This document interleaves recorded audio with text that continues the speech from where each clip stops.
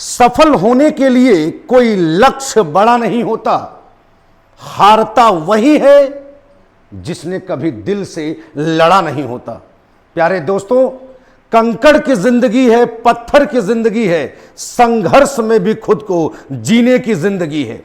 यह कभी भी मत सोचना कि हम हार सकते हैं। जब दिल में बैठ गया हारने का तो हम जरूर हारेंगे, लेकिन जीतने का जज्बा अगर हमारे पास है तो एक दिन कामयाबी आपके कदम चूमेगी, यह वादा है हमारा। नमस्कार दोस्तों, स्वागत है आप सभी का हमारे इस YouTube platform individual classes bye Pramod sir and team. प्यारे दोस्तों, यूपी पुलिस की पुनर्परीक्षा को ध्यान में रखते हुए आज हम फिर अपने हिंदी का क्लास प्रारंभ करने जा रहे हैं, जिसमें आपको मालूम है कि पिछले क्लास में हमने जो है समास के क्लासेस को प्रारंभ किया था और पिछले जो वीडियो हमारे अपलोड हुए थे उसमें हम अव्ययी भाव समास और तत्पुरुष समास के बारे में बात किया था। और आज हम जिस धमाकेदार क्लास को लेकर आपके सामने आए हैं वो समास पार्ट 3 है, जिसमें हम कर्मधारय समास, द्विगु समास, द्वंद्व समास और बहुव्रीहि समास के बारे में पढ़ेंगे। तो बिना समय गवाए हम शुरू करने जा रहे हैं अपने समास का ये तीसरा वीडियो, जिसमें आप बने रहिए। एकदम आपको एकदम शॉर्ट फॉर्म में एकदम चीजों को मैं बताऊंगा, जिससे कि आप आसानी से समझ जाएंगे कि कौन से शब्द में कौन सा समास हमारा होता है। ठीक है दोस्तों, तो आइए शुरू करते हैं अपना ये क्लास। आज हम आपको बता दें कि हमने जो है अव्ययी भाव समास को खत्म कर दिया, तत्पुरुष समास हम लोगों ने पढ़ लिया और आज हम पढ़ेंगे कर्मधारय समास। बहुत सारे हमारे विद्यार्थी इसमें कंफ्यूज होते हैं। कर्मधारय समास के जब शब्द हमारे पास आते हैं तो बहुत सारे विद्यार्थी उसे बहुव्रीहि लगा के चले जाते हैं। अब जरा इसके कॉन्सेप्ट को समझो कि कर्मधारय समास क्या होता है। कर्मधारय समास एक ऐसा समास होता है जिसमें जो पूर्व पद होता है और उसके साथ जो उत्तर पद जुड़ा होता है, इन दोनों पदों को ध्यान रखो कि जो पूर्व पद, आपको मालूम है कि समास होने के लिए पूर्व पद और उत्तर पद का जुड़ना होता है, और उस कंडीशन में जो पूर्व पद और उत्तर पद है उसमें विशेषण और विशेष्य का संबंध होना चाहिए।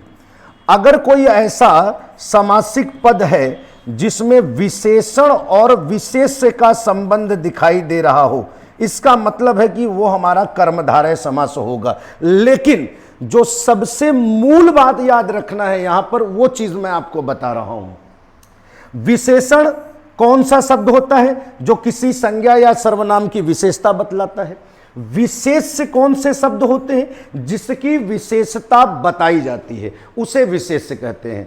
तो अगर कोई ऐसा समासिक पद है जिसमें जो है एक पद विशेष्य हो, एक पद जो है विशेषण हो, हमारा एक पद हमारा क्या हो? विशेषण हो, और एक पद हमारा जो है विशेष्य हो, तो अगर ऐसा कोई समासिक पद है तो इसका मतलब है वहां कर्मधारय होगा। लेकिन ऐसा नहीं है कि कोई भी ऐसा शब्द दे दो जिसमें एक विशेषण हो और एक विशेष्य हो और वो हमारा कर्मधारय हो जाएगा। कर्मधारय होने के लिए एक मूल चीज ये याद रखिएगा कि जो भी विशेषण और विशेष्य शब्द मिलकर जो समासिक पद बनाएगा, वह समासिक पद एक स्वतंत्र शब्द होना चाहिए। एक स्वतंत्र शब्द कहने का मेरा मतलब यह है कि वो किसी का नाम नहीं बनना चाहिए। जो भी शब्द बनेगा विशेषण और विशेष्य को मिलाकर, वो किसी का नाम नहीं बनना चाहिए, बल्कि एक स्वतंत्र शब्द बनना चाहिए। जो मैं आपको यहां उदाहरण से समझा रहा हूं, ये जरा समझिएगा। जैसे हमने एक शब्द ले लिया महान, ये हमारा पूर्व पद हो गया, और एक शब्द हमने ले लिया आत्मा, ये हमारा उत्तर पद हो गया, और इसको मिलाकर हमने एक शब्द बना दिया क्या? महात्मा। क्या शब्द बना दिया? महात्मा। अब देखो, ये महात्मा जो समासिक पद बना है, जब इसका समास विग्रह हम करेंगे तो हमें क्या मिलेगा? पूर्व पद मिला महान और उत्तर पद मिला हमें क्या? आत्मा। तो ये जो महान शब्द है वो क्या है? महान शब्द है विशेषण। महान शब्द क्या है? विशेषण है।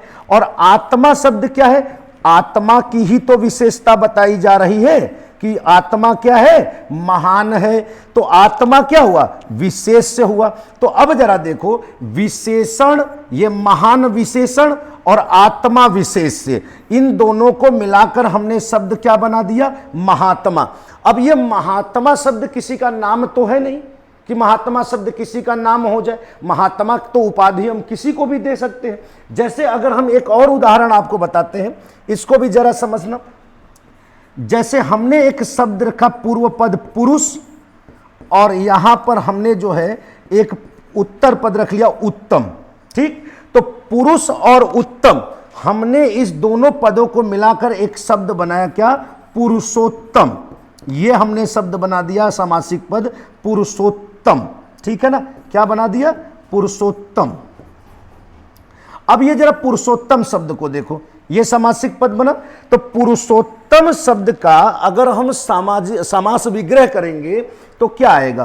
पुरुष, और उसके साथ क्या आएगा? उत्तम। तो ये पुरुष शब्द क्या है? पुरुषों में जो है उत्तम, उसे क्या कहा जाएगा? पुरुषोत्तम कहा जाएगा। तो इसमें अगर इसको देखेंगे तो पुरुष की ही तो विशेषता बता रहा है ये उत्तम शब्द। तो ये उत्तम क्या है? उत्तम है हमारा विशेषण, और उसके बाद जो है ये पुरुष हमारा है विशेष, जिसकी विशेषता बताई जा रही है। तो कितने आसानी से हम समझ लिए कि पुरुषोत्तम तो किसी का नाम नहीं है भाई, पुरुषों में जो हो उत्तम होगा उसे पुरुषोत्तम कहेंगे। तो अब तो कर्मधारय समास क्या हुआ? कर्मधारय समास में एक पद जो है हमारा, चाहे पूर्व पद चाहे उत्तर पद, एक पद विशेषण होगा और एक पद क्या होगा? विशेष्य होगा। ठीक, यानी एक शब्द विशेषता बता रहा होगा और एक शब्द की विशेषता बताई जा रही होगी। ठीक, लेकिन विशेषण और विशेष मिलने के बाद जिस समासिक शब्द का निर्माण करेंगे वो समासिक शब्द एक स्वतंत्र शब्द होना चाहिए सिर्फ। जैसे महात्मा किसी का नाम नहीं, एक स्वतंत्र शब्द है। ऐसे ही पुरुषोत्तम ये किसी का नाम नहीं है, एक विशेष शब्द है भाई, स्वतंत्र शब्द है।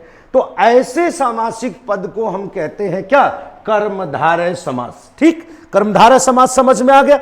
एक ऐसा सामासिक पद जिसमें पूर्व पद और उत्तर पद के बीच में विशेषण और विशेष का संबंध हो, और वो विशेषण और विशेष आपस में मिलकर जिस शब्द का निर्माण कर रहे हो वह एक स्वतंत्र शब्द होना चाहिए, न कि किसी का नाम। अगर किसी का नाम बन जाएगा, कोई तीसरा पद का निर्माण होने लगेगा अगर, तो इसका मतलब समास बदल जाएगी। ये बात विशेष तौर पर ध्यान रखिएगा। कर्मधारय में विशेषण और विशेष मिलकर एक स्वतंत्र शब्द का निर्माण करते हैं। ठीक है ना?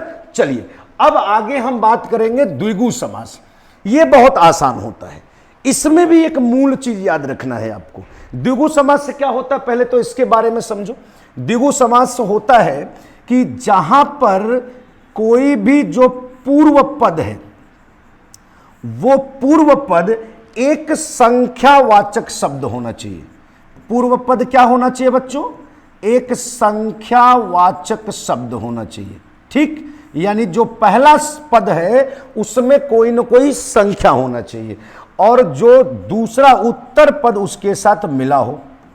ठीक, यानी संख्यावाचक पूर्व पद उत्तर पद के साथ जब मिलता है और जिस समासिक पद का निर्माण करता है हम उसे क्या कहते हैं? द्विगु समास कहते हैं। लेकिन एक मूल चीज यहां यह भी याद रखो कि संख्यावाचक शब्द आए, पूर्व पद में संख्यावाचक शब्द हो, वो उत्तर पद के साथ मिलकर जिस भी समासिक पद का निर्माण कर रहा हो वो समासिक पद भी एक स्वतंत्र शब्द होना चाहिए, किसी का नाम नहीं होना चाहिए, यानी कोई भी तीसरे पद का निर्माण नहीं होना चाहिए। ठीक, जैसे मैं आपको उदाहरण से बता रहा हूं यहां पर, इसको समझो कि हमने कहा कि भाई चार राहों का समूह, चार राहों का समूह। तो यहां देखो ये जो हमारा इतना बड़ा वाक्य है कि भाई चार राहों का समूह में आप देखेंगे तो चार जो है ये पूर्व पद है और राहों का समूह है ये क्या? उत्तर पद। तो ये पूर्व पद संख्यावाचक जो शब्द था, ये राहों का समूह उत्तर पद के साथ मिलकर एक शब्द बनाया, क्या? चौराहा। अब ये चौराहा जो समासिक पद बना, जब इसका समास विग्रह हम करेंगे तो आपको पूर्व पद में क्या मिलेगा? पूर्व पद में ये संख्यावाचक शब्द मिलेगा, ठीक। और जो चौराहा समासिक पद बना हमारा, क्या ये किसी का नाम है? क्या ये कोई तीसरे पद का निर्माण है? जी नहीं, यह एक स्वतंत्र शब्द है, ठीक। ऐसे ही अगर मैं बात करूं 700 दोहों का समूह, 700 दोहों का समूह। यहां जरा देखो, यहां पर भी आपको पूर्व पद में क्या मिल रहा है? पूर्व पद में संख्यावाचक शब्द मिल रहा है 7, और यहां 700 मिल रहा है, और यहां दोहों का समूह उत्तर पद है, ठीक। और इन दोनों को जब हमने मिलाया तो एक समासिक पद बना सतसई। 700 दोहों का समूह क्या कहलाएगा? सतसई आएगा। अब ये जो सतसई समासिक पद हमारा बना है, जरा इसका समास विग्रह जब करोगे तो यही ना आएगा, 700 दोहों का समूह, ठीक। और 700 पूर्व पद जो 700 लिखा है संख्यावाचक, ये जब उत्तर पद दोहे के समूह, दोहों के समूह के साथ मिला है और सतसई शब्द बनाया है, तो क्या ये सतसई किसी का नाम है? क्या ये सतसई तो एक स्वतंत्र शब्द है, ठीक। तो ऐसे ही समासिक पद हमारे क्या कहलाते हैं? द्विगु समास कहलाते हैं, जहां पर पूर्व पद संख्यावाचक हो लेकिन वो उत्तर पद के साथ मिलकर कभी भी जब भी कोई शब्द बनाएगा तो वह एक स्वतंत्र शब्द होगा, ठीक। अगला चलता हूं बच्चों, द्वंद्व समास। द्वंद्व समास क्या होता है, जरा इसके बारे में समझो। यह भी बहुत आसान होता है और इकलौता ऐसा समास है ये द्वंद्व समास, जिसमें जो है आपको दोनों पद प्रधान मिलते हैं। प्रधान का मतलब क्या होता है, जरा समझिएगा। यहां पर प्रधान का मतलब होता है कि दोनों पदों की अपनी अपनी मुख्यता रहती है। दोनों पद मुख्य होते हैं, दोनों पद की प्रधानता होती है।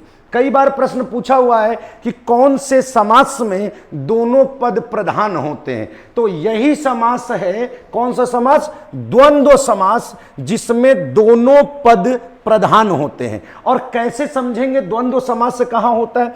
द्वंद्व समास में जो पूर्व पद है हमारा, जो पूर्व पद है, वो पूर्व पद अपने उत्तर पद के साथ मिलकर जिस शब्द को का निर्माण करेगा, उसमें ये पूर्व पद और उत्तर पद एक दूसरे के विलोम होते हैं। क्या होते हैं?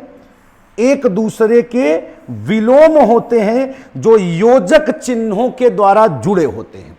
तो जहां पर पूर्व पद और उत्तर पद एक दूसरे के ऑपोजिट हों, एक दूसरे के विलोम हों, उल्टा हो एकदम, चाहे वो जेंडर के मामले में हो यानी लिंग के मामले में हो, चाहे वो गुण के मामले में हो, रंग रूप के मामले में हो, व्यवहार के मामले में हो, चाहे जिस भी कंडीशन में हो, वो एक दूसरे के विलोम होने चाहिए, है ना। जैसे मैं बात करूं माता पिता, माता पिता अगर हम देखें तो माता पिता ये दोनों एक दूसरे के विलोम हैं, और माता की भी मुख्यता होती है और पिता की भी मुख्यता होती है। जीवन में आपको तो मालूम है कि माँ बाप के अलावा तो कोई भी नहीं होता, ठीक है। बाकी तो सब छलावा है दुनिया में, सिर्फ एक ही सत्य है और वो है हमारे माँ बाप, जो कभी भी हमें गलत राय नहीं देते हैं, आपको मालूम है।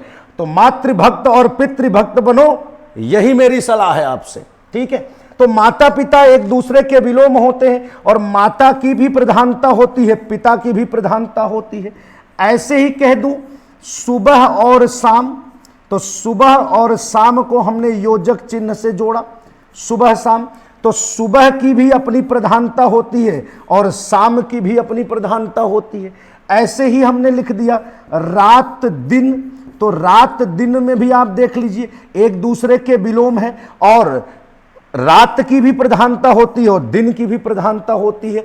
तो ऐसे ही समासिक पद, ऐसे ही पूर्व पद और उत्तर पद का युग्म, जहां पर दोनों पद एक दूसरे के विलोम हो, ठीक, एक दूसरे के उल्टा हो, एक दूसरे के विलोम हो, लेकिन दोनों पद क्या हो, प्रधान हो। इस बात को याद रखना कि दोनों पद कहां प्रधान होते हैं, द्वंद्व समास में दोनों पद प्रधान होते हैं। यानी दोनों पदों की अपनी अपनी महत्ता होती है, दोनों पदों की अपनी अपनी मुख्यता होती है, अपने अपने स्थान पर दोनों पद की एक गरिमा होती है, ठीक है ना।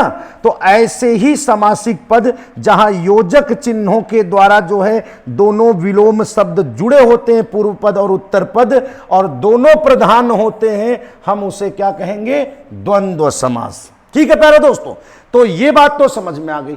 अब समास के आखिरी पड़ाव पर हम चल रहे हैं और वो है हमारा बहुव्रीहि समास। ये एक इंपॉर्टेंट समास है, इसको जरा ध्यान से समझना। बहुत सारे विद्यार्थी हमारे कंफ्यूज हो जाते हैं इस बहुव्रीहि समास में। अभी मैंने आपको पढ़ाते समय बताया कि भाई तीसरे पद का निर्माण नहीं होना चाहिए, चाहे वो कर्मधारय हो चाहे वो दिगु हो, ठीक है।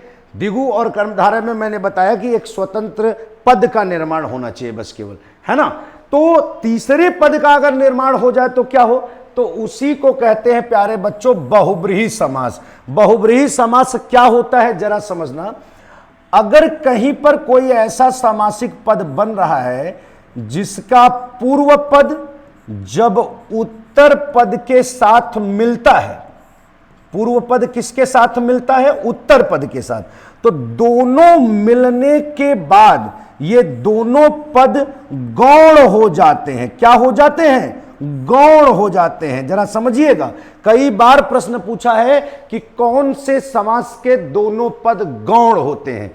जैसे द्वंद्व समास में पूछता है कि कौन से समासिक पद के दोनों पद प्रधान होते हैं, ठीक उसी तरीके से पूछता है कि किस समासिक पद के, यानी कौन सा समास ऐसा है जहां दोनों पद आपस में मिलते तो जरूर है लेकिन दोनों की महत्ता खत्म हो जाती है, दोनों का इंपॉर्टेंस खत्म हो जाता है ना, दोनों गौण हो जाते हैं। गौण का मतलब क्या हुआ, नॉन इंपॉर्टेंस, मतलब उनका कोई महत्व अब नहीं रह जाता। तो जब महत्व नहीं रह जाता तो क्या होता है, तो ये दोनों जो है मिलने के बाद गौण होकर, यानी उनका इंपॉर्टेंस खत्म हो जाता है और एक तीसरे पद का निर्माण करते हैं। ये ध्यान रखिएगा, एक तीसरे पद का निर्माण करने का मतलब यह है कि ये दोनों पद जब आपस में मिलते हैं तो जिस शब्द का निर्माण करते हैं वह शब्द किसी न किसी का नाम बन जाता है। यही है तीसरा पद, ठीक। तो उसे क्या कहते हैं हम, उसे हम कहते हैं बहुव्रीहि समास, ठीक है ना। चलो इसको उदाहरण से थोड़ा समझते हैं कि क्या कंडीशन होती है इसकी। जैसे मैं कहूं कि नीला है कंठ जिसके, नीला है कंठ जिसके, तो नीला है कंठ जिसके, यहां जरा समझो आप, नीला पूर्व पद है, कंठ जो है ये उत्तर पद है, ये दोनों पद आपस में मिले, शब्द क्या बना दिया, नीलकंठ, शब्द बना दिया नीलकंठ। लेकिन नीलकंठ जो शब्द बना प्यारे बच्चों, ये नीलकंठ स्वतंत्र शब्द तो बना नहीं। क्यों नहीं बना, क्योंकि ये नीलकंठ शब्द जो है किसके लिए प्रयोग किया जाता है, भगवान भोलेनाथ के लिए प्रयोग किया जाता है। सावन का महीना उन्हीं के नाम से जाना जाता है, बम बम बोल रहा है काशी, भगवान भोलेनाथ के लिए जाना जाता है ये नीलकंठ शब्द, शंकर के लिए, ठीक है ना। तो अब जरा देखो, ये पूर्व पद ये उत्तर पद आपस में मिलकर शब्द का निर्माण किया नीलकंठ। तो न तो नीला का कोई मतलब रह गया, न कंठ का कोई मतलब न रह गया, मतलब निकल गया एक तीसरे पद का जो नाम बन गया भोलेनाथ का, शिव शंकर, ठीक है ना। इसी तरीके से लंबा है, लंबा है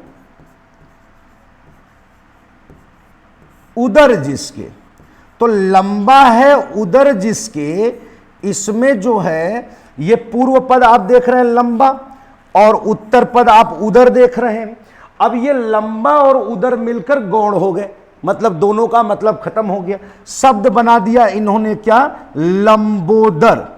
अब ये जो लंबोदर शब्द बना, ये लंबोदर शब्द तो स्वतंत्र शब्द नहीं है, ये तो नाम बन गया। और नाम किसका बन गया, जो पितृ और मातृभक्त था। मातृभक्त और पितृभक्त कौन था प्यारे बच्चों, जरा कमेंट बॉक्स में बता देना मुझे। मातृभक्त और पितृभक्त कौन था, जिसका प्रथम बार पूजा किया जाता है किसी भी पूजा पाठ में, कौन था वो, अरे भाई वो थे हमारे गणेश जी। उनको कहा जाता है क्या, लंबोदर। लंबा है उन्हीं का उदर, लंबोदर। श्री गणेशाय नमः, है ना। तो गणेश जी के लिए यह प्रयोग होता है। तो जरा सोचो कि ना तो लंबा का कोई मतलब रह गया, ना ही उदर का कोई मतलब रह गया, और मतलब निकल गया एक तीसरे पद का, किसका, गणेश का। ठीक, अब आते हैं एक उदाहरण से और समझते हैं इसको, जरा समझ लो। जैसे मैंने कहा कि भाई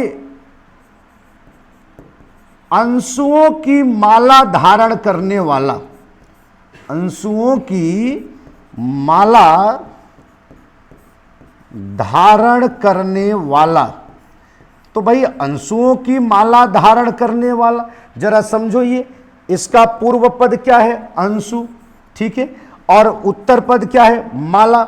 अब ये पूर्व पद और उत्तर पद मिलकर जो शब्द बनाते हैं वो क्या बनाते हैं, अंशुमाली। अब अंशुमाली जो शब्द बना वो क्या है, ये जरा समझ लो। अंशु मतलब क्या होता है बच्चों, अंशु मतलब दो होते हैं। अंशु के पर्यायवाची में अंशु का मतलब किरण भी होता है, और अंशु का मतलब जो है वो सर्प भी होता है। यानी कि अंशुओं की माला यानी किरणों की माला धारण करने वाला कौन होता है, अंशुमाली में या तो आप सूर्य के लिए यह शब्द प्रयोग कर सकते हैं, और अगर सर्प की बात करते हो तो सर्पों की माला कौन धारण करता है, बम बम बोल रहा है काशी, कौन भाई, हमारे भोलेनाथ धारण करते हैं, शंकर भगवान हमारे, ठीक है ना। तो जरा सोचो कि सर्पों की माला धारण करने वाला हमारे शंकर जी, और किरणों की माला धारण करने वाला सूर्य। तो इसके लिए शब्द आया हमारा अंशुमाली। ठीक, तो ना तो ये अंशु का कोई मतलब रह गया और ना ही माला का कोई मतलब रह गया। कोई मतलब रह गया, कोई नहीं। ये दोनों गौण होकर जिस शब्द का निर्माण किए वो एक तीसरे पद का निर्माण है।